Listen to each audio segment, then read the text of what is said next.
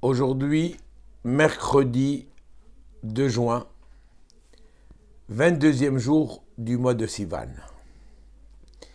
Je suis effectivement un peu en retard pour enregistrer la paracha comme d'habitude quand je vois lundi ou mardi. Il y a eu plusieurs événements cette semaine, Achanasat Sefer Torah et autres. C'est pourquoi que je n'ai pas eu le temps de le faire auparavant. Juste avant de commencer la paracha, je voudrais souhaiter vraiment un très très grand Mazal Tov à des fiançailles qui ont eu lieu cette semaine, des fiançailles extraordinaires. Le fils, Jonathan, le fils de monsieur et madame Benamou, Michael, que vous connaissez, marquis, notre bon marquis d'Alfortville, qui habite aujourd'hui à Ashdod avec son épouse et ses enfants. Il y a une fille qui habite toujours à Alfortville. En tout cas, c'était un très très bon fiançailles de Jonathan et bientôt ce sera le mariage. Donc, je leur souhaite et nous leur souhaitons, je parle en votre nom aussi, au nom de tous les amis, surtout d'Alfortville, un très très grand Mazal Tov, beaucoup de bonheur et beaucoup de Nachat Ruach. Mes chers amis, cette paracha Shelach Lecha me semble un peu difficile. Un peu difficile car il y a plusieurs sujets, c'est vrai. Il y a le sujet des explorateurs qui prend une très grande place dans la paracha, qui est d'ailleurs la plus importante. Il y a le sujet à la fin de la paracha, le sujet des tzitzit. Nous parlons aussi de Mekoshe, celui qui a ramassé donc du bois et qui a été condamné à mourir pendant donc le désert. Il a ramassé du bois pendant Shabbat, ce qui était interdit. Mais nous allons parler tout d'abord des Meragelim, ces explorateurs. Qui étaient ces explorateurs? Que voulaient-ils ces explorateurs? Mais sachez que la Gemara dans Sanhedrin, 11e chapitre, nous dit, juste la première Mishnah, nous dit Kol Israël yesh lahem chelek leolam haba. Tous les enfants d'Israël, même les plus grands Rechaïm qui puissent exister, yesh lahem chelek leolam haba. On a quand même une part dans le monde futur. Car tout le 10e chapitre de Sanhedrin avait traité sur les différentes punitions que l'homme peut avoir. Donc après avoir subi des punitions, automatiquement, on est clean maintenant et on peut donc avoir une part dans le monde futur. Mais juste après, la Mishnah cite « Ve'elohen » et voici ceux qui n'ont pas de part dans le monde futur. Et on cite toute une longue liste, comme par exemple celui qui ne croit pas en Triat Hametim, dans la résurrection des morts, n'aura pas part au monde futur. Celui qui dit que la Torah n'est pas du ciel n'aura pas aussi droit au monde futur. Celui qui nie l'existence de Dieu n'aura pas non plus part au monde futur, etc. Ainsi que Korach dans le désert et autres. Mais toutes ces personnes, la Gemara nous explique qu'ils peuvent faire teshuva. Quelqu'un qui nie l'existence de Dieu, s'il fait teshuva, on oublie le passé. Par contre, la Gemara nous dit que les explorateurs n'ont pas de part dans le monde futur. Jamais ils pourront avoir le monde futur. Et il n'y a personne, aucun talmudiste, qui a pu trouver une idée quelconque pour leur dire « Tiens, ils vont faire teshuva et autres ». C'est fini. L'erreur a été monumentale. L'erreur des Meragelim, dont je ne vous ai pas encore parlé de cette erreur, a été monumentale. Au point que la plus grande tragédie que le peuple juif a connue dans le désert a été la tragédie des Meragelim, des explorateurs, car ils ont été tous, pas seulement les explorateurs, mais tout le peuple d'Israël a été condamné à vivre et à subir des épreuves et à mourir pendant les 40 années du désert, dans des conditions atroces. car ils devaient eux-mêmes préparer chaque année leur propre tombe. Oui, au retour des explorateurs de la terre d'Israël, ils ont malheureusement contaminé tout le peuple d'Israël. Et tout le peuple d'Israël, tous sans exception, se sont mis à pleurer gratuitement. Akadosh Baruch Hu leur a dit, vous qui ce soir vous êtes en train de pleurer gratuitement, viendra le jour où vous pleurerez vraiment pour des raisons valables. C'était le soir de Tisha B'Av, où malheureusement, comme vous le savez, nous faisons la prière de Harvit assis par terre, nous pleurons en lisant les keynotes et nous nous rappelons de la destruction du premier temple et de la destruction du deuxième temple, et c'est en plus un jour de jeûne. Regardez les conséquences dramatiques des Meragelim, des explorateurs. Mais qu'est-ce qui est arrivé? Eh bien, mes chers amis, les explorateurs, comme aussi parmi les enfants d'Israël, sont venus voir Moshe. Pardon. Ils sont venus voir Moshe et ils lui ont demandé, écoute, bientôt, nous allons rentrer dans la terre d'Israël, c'est bien, mais nous ne croyons que ce que nous voyons. Donc, s'il te plaît, monsieur le Président, nous voulons que tu nous laisses partir quelques hommes pour explorer la terre. Moshe a été très embêté en entendant cette question de la part des enfants d'Israël, où Dieu, à plusieurs reprises, avait promis que la terre d'Israël est une terre très spéciale, une terre extraordinaire, une terre qu'il faut mériter. Oui, la terre d'Israël n'est pas donnée à tout le monde. Il y a ceux qui la méritent, il y a malheureusement ceux qui ne la méritent pas. Il y a ceux, comme nous allons voir dans le texte, ceux dont la terre d'Israël les vomit, et d'autres, au contraire, accueillit les personnes qui aiment la terre d'Israël.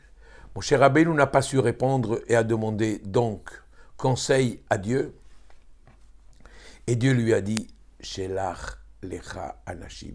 C'est le début de la paracha. On voit, mais on voit pour toi.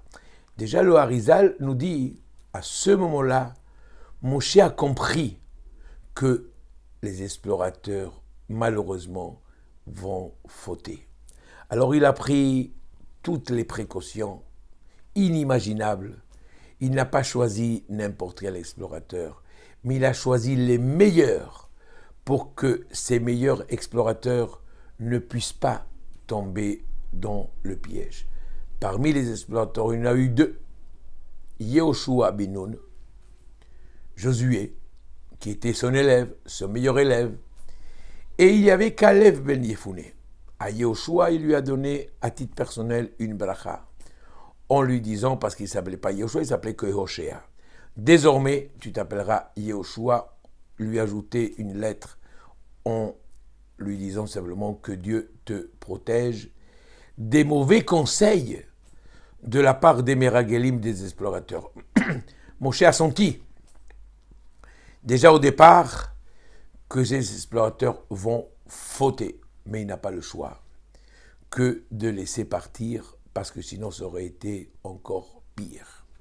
Eh bien oui, les explorateurs vont partir, les explorateurs vont retourner, mais malheureusement, ils vont parler de la terre d'Israël, comme quoi c'est une terre très difficile à conquérir. Ils ont perdu tout espoir, ils ont perdu toute confiance en Dieu, alors que Dieu avait promis à plusieurs reprises déjà aux enfants d'Israël, Abraham, à Yitzhak et Yaakov, comme quoi il allait nous donner donc la terre d'Israël. C'est le but de la sortie d'Égypte. Eh bien, les enfants d'Israël malheureusement, ont suivi les explorateurs, sauf Yoshua et Caleb. Mais comment se fait-il que ces explorateurs sont tombés dans un si grand piège? Comment se fait-il? Eh bien, nos sages nous donnent plusieurs réponses. Je voudrais vous citer une d'entre elles qui me paraît aujourd'hui essentielle. Dans le désert, ces explorateurs avaient tous un titre important. Ils avaient tous les honneurs. Mais où? Dans le désert. Ils se sont dit, le jour où nous arriverons en Israël, malheureusement, nous perdrons tous ce titre de nasi, de prince, de chef. Alors c'est la raison pour laquelle ils se sont dit, nous allons traîner l'histoire, nous allons rester dans le désert, nous allons fauter, mais nous n'allons pas fauter nous seuls, nous allons faire fauter aussi les enfants d'Israël. Et ceci est dramatique. Que quelqu'un fasse une faute à titre personnel, c'est pas bien, mais ça peut lui concerner à lui. Mais que l'on fasse fauter les autres, et c'est la raison pour laquelle ils n'ont pas de part au monde futur, les explorateurs. Voilà, parlons maintenant du Mekoshesh Etzim. Celui qui, pendant Shabbat, on a trouvé en train de ramasser quelques bois. Eh bien, après l'avoir averti, il a été condamné à mort par la skila, par la lapidation. Oui, c'est la seule et unique fois qu'on a utilisé donc cette mort dans la Torah. Pendant toute la période du Talmud, pendant toute la période du tribunal rabbinique, on n'a jamais utilisé aucune des morts qui est citée dans la Torah, tellement les conditions sont énormes. Mais cette fois-ci, dans le désert, on l'a appliqué. Tous nos sages se posent la question, mais qu'est-ce qu'il a fait ce bonhomme de si dramatique? Il a ramassé quelques bouts de bois. Oh, c'est vrai, c'était Shabbat. Mais il y a des choses beaucoup plus graves pour lesquelles on n'est pas condamné à mort. Si on venait à brûler un Sefer Torah, on n'est pas condamné pour ça à mort. Si on vient à manger des aliments non cachers, on n'est pas pour autant condamné donc à mort, etc. On a ramassé quelques petits bois. Eh bien, c'est pour nous expliquer à travers ce petit événement l'importance du Shabbat. Comme quoi le Shabbat, c'est Mekor Abracha. C'est la source de toutes les bénédictions. Et si celui qui malheureusement profane le Shabbat, nie automatiquement l'existence de Dieu. Car le Shabbat représente la création du monde. Dieu a créé le monde en 6 jours et il se repose à le Shabbat. Donc si quelqu'un venait maintenant à le profaner, automatiquement, il n'a aucune confiance en Dieu, aucune croyance en Dieu. Le monde s'est créé comme ça, d'une façon spontanée, et ce n'est pas Dieu le maître du monde. Le dernier sujet, c'est les tzitzit. Je voudrais attirer votre attention. Les tzitzit, on parle surtout du tzitzit que nous mettons, tous les hommes doivent mettre en dessous la chemise. Tzitzit katan, le talit katan. Coûte pas cher. Ne coûte pas cher. Les tfilim, par contre, coûtent très très cher. Avec quelques euros, on peut avoir des tzitzit. Mais des tfilim, c'est pas évident, ça coûte très cher. Pourtant, on tient. On tient à mettre les tfilim tous les jours. Mais les tzitzit, rares sont ceux qui portent le tzitzit tous les jours. Alors que les tzitzit représentent 613 mitzvot. Comment se fait-il? Une mitzvah qui ne coûte pas cher et qui vaut beaucoup, parce qu'à travers cette mitzvah, on peut accomplir 613 mitzvot, à travers les tzitzit, et malheureusement, on la laisse de côté. C'est la raison pour laquelle nous dit le rabbin de la Mishnah, Heve zahir be mitzvah kala kevachamura. Faisons très très attention aux mitzvot qui nous paraissent légères, comme les tzitzit, qui elles-mêmes, elles contiennent 613 mitzvot, comme nous faisons attention aux mitzvot si graves, si importantes, qui est donc celle de Tfilim. Vous savez, c'est la raison pour laquelle le Yetzer Hara nous empêche de mettre les tzitzit. Pourquoi? Parce qu'il nous dit, au fond, ça coûte pas cher. Et si ça coûte pas cher, c'est pas tellement si important. Et si c'est si important, donc c'est pas la peine de le faire. Eh bien, mes chers amis, sachez que le tzitzit, c'est un habit de protection, un habit dans lequel nous allons voir en permanence l'existence de Dieu. Comme nous dit le verset « Ur item oto ».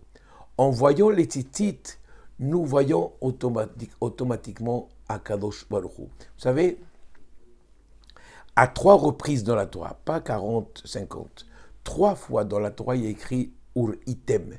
Vous verrez. 2 fois dans notre paracha, au début, mon cher Abbé nous dit aux explorateurs « Ur item et haaretz ». Vous verrez la terre. À la fin de la paracha, c'est écrit à propos des tzitzit « Ur item oto ». Vous verrez Dieu. D'un côté, au début de la paracha, il faut voir la terre. À la fin de la paracha, on voit Ur item oto, il faut voir Dieu à travers les tzitzit. Et au début de la paracha de Shemot, c'est écrit lorsque Paro avait dit aux sages-femmes Ur item ala ovnaim, lorsque vous verrez sur le siège d'accouchement. Im benhu, si c'est un garçon, vous le tuerez. Im bathi vachayat, si c'est une fille, vous la laisserez en vie. Donc 3 fois dans la Torah, Ur item. 1 à la naissance, 2 concernant la terre, Ur item et haaretz, vous verrez la terre. Troisièmement, Dieu. Pourquoi ces 3 choses? Parce qu'en vérité, il y a une Mishnah qui nous dit Istakel bishlosha devarim ve'en ataba l'idée avera. Si l'homme voit en permanence 3 choses, il ne fera jamais d'erreur. Quelles sont ces 3 choses? Si l'homme voit, quelles sont ses origines?